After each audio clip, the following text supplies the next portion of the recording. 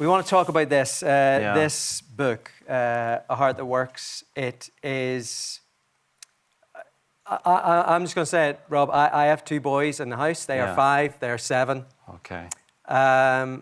This was beautiful. It's touching.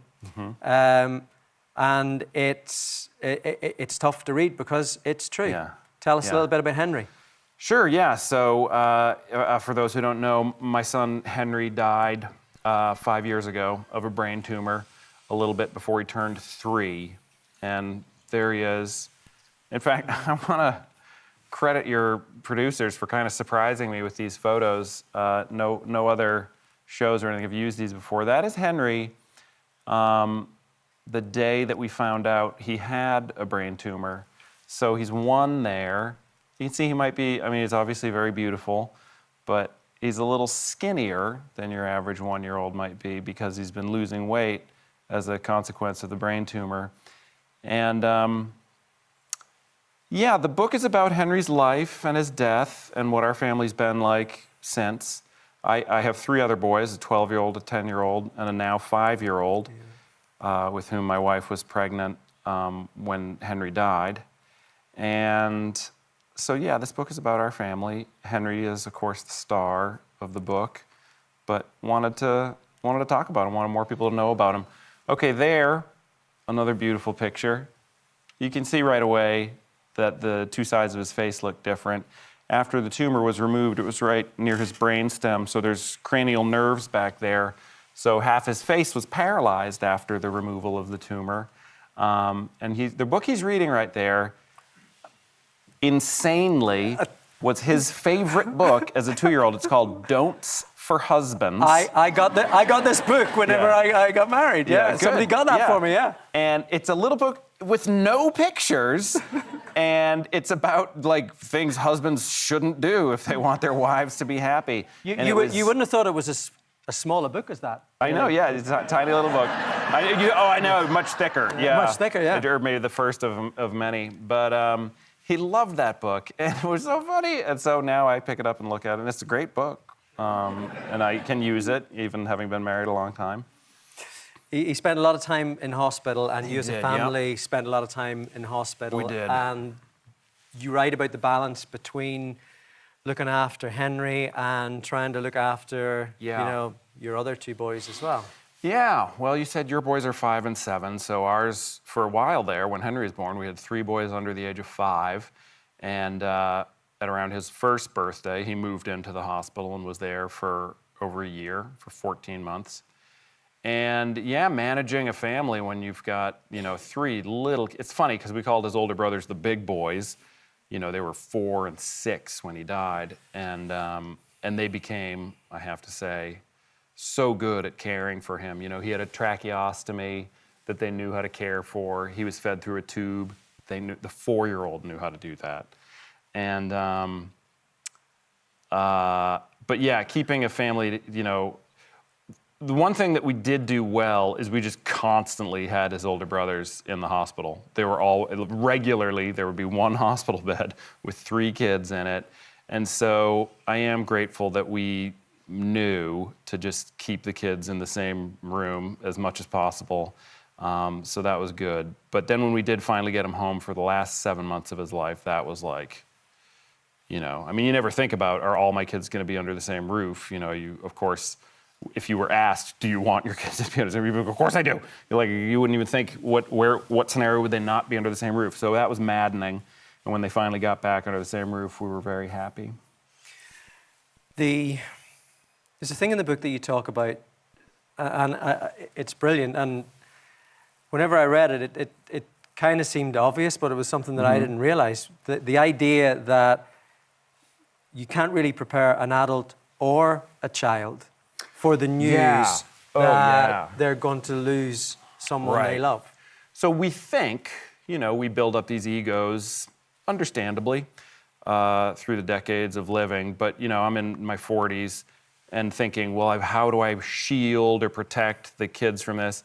And you can't do that. I mean, we all know tales of, kids holding stuff in and and how they sense something's wrong, be it, an impending divorce or somebody sick or some weird lie that people aren't being honest about. Kids can tell, and so you can't hide things from kids. It's better to tell them the truth than have them create some monster in their mind that's much worse. So yeah, our kids knew that Henry had brain cancer, our older boys. They knew that brain tumors kill people, and when the tumor came back, and we knew that it then would kill him, they said, is he going to die? And we said, yeah. Yeah, he is. And it was interesting because, sure, we helped them. We fed them, walked them to school. We do all that stuff that you do as parents.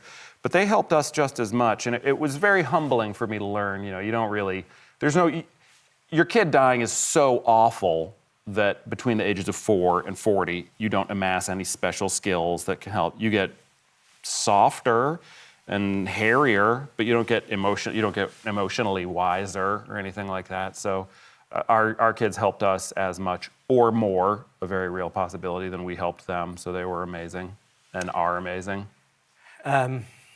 Henry died on your birthday. He did. And just so you know, my dad was killed on my brother's birthday. Holy. So, I know how hard that is. Yeah. But one of the things that you said, which I thought was brilliant, you were glad that it was your birthday because... Yes, because Henry's closest, the brother right above him, his birthday is 5 days after mine. So when we could see that Henry was dying, we thought, oh God. I don't think we said it out loud, but I remember thinking, please don't let him die on his brother's birthday. So there was, among all the other terrible feelings, there was the tiniest bit of relief that merely my birthday was totally destroyed forever, rather than a kid who was turning 5. That would have been awful. Because now I hate birthdays now. I hate your birthday. If you invited me to your birthday, I would mail you a bag of, adults with birthdays, I'm like, I don't want to hear about it, Children I can do, but adults, I'm like, save it. Yeah, no, I kind of feel that way about them myself. Writing this book, did you write it for Henry? Did you write it partly for yourself? Did you write it for other families? What was the... I think I wrote it for other families. Henry didn't need a book. It wasn't... I liked writing it. The big benefits for me were it helped me appreciate and see in black and white how wonderful my wife and my other boys were throughout all of it. Like, I knew it, but to write it all out, I was like, these people are amazing. So it made me feel very lucky to have my wife and my other boys, one of whom is here tonight backstage. I met him, Cutie Pie. And so that was great. That was a big benefit for me. But really, I thought there might be a place for a book that was very angry and gave an unvarnished picture of parental grief. Because that's how you started. That was the place in your head, wasn't it? Oh, yeah. I wanted the book to just ruin people's day or month. And it started that way. It started very angry. And then really what took over was love. So a lot of anger in the book, but a lot of love too. And now 5 years on, when I think about Henry, God knows I certainly still cry about him. I did on Sunday at the dinner table, where some of my kids were like, oh, Dad, and some of them were like, will you shut up? And but this is what happens, because it's that idea of, we think that people talk about it's life or death. And it's a thing that life and death, they knit together. And, so many people watching this that have lost people, that idea that there's going to be a particular day that the tears are going to come. Sometimes it's just... You never know. It's just the time. Yeah. The days leading up to the anniversary of his death are always terrible in our house. We bicker and fight and are crying. And then the day of, once we've gotten that out of our system, is often very peaceful. And we're thinking a lot of happy thoughts about Henry. So you never know where you're going to be in the in the peaks and the valleys and all that, but you know that they're going to come. Henry was the only person that you guys told that you had a little secret. Yes.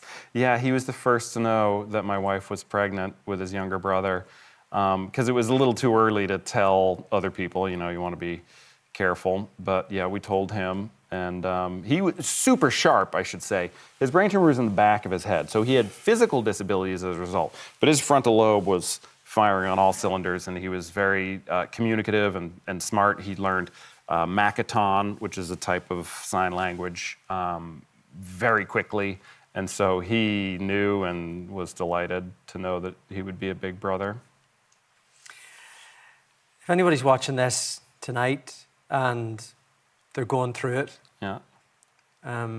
you have a brilliant bit of practical advice that I've heard you give before, which, is that idea of don't talk to people, don't be the shoulder to cry on, just do something for them. Oh, yeah. So it just about actions are way more important than words, because sometimes we'll be like, if there's anything I can do, and that's more something I guess that's fun to say. If there's anything that I can do, you just need to go there.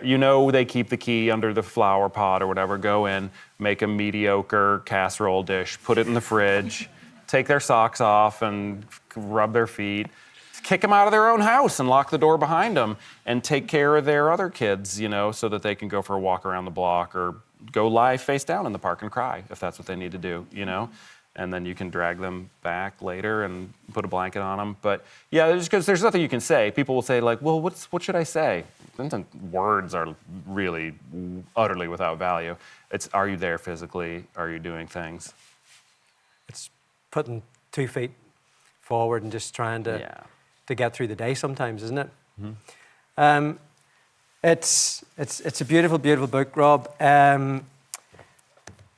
It's been a long time since I lost my dad, and I know it's not long since you lost, Henry. I just want to say to you that there might be a day that you will be able to celebrate a birthday again. Okay. Okay? And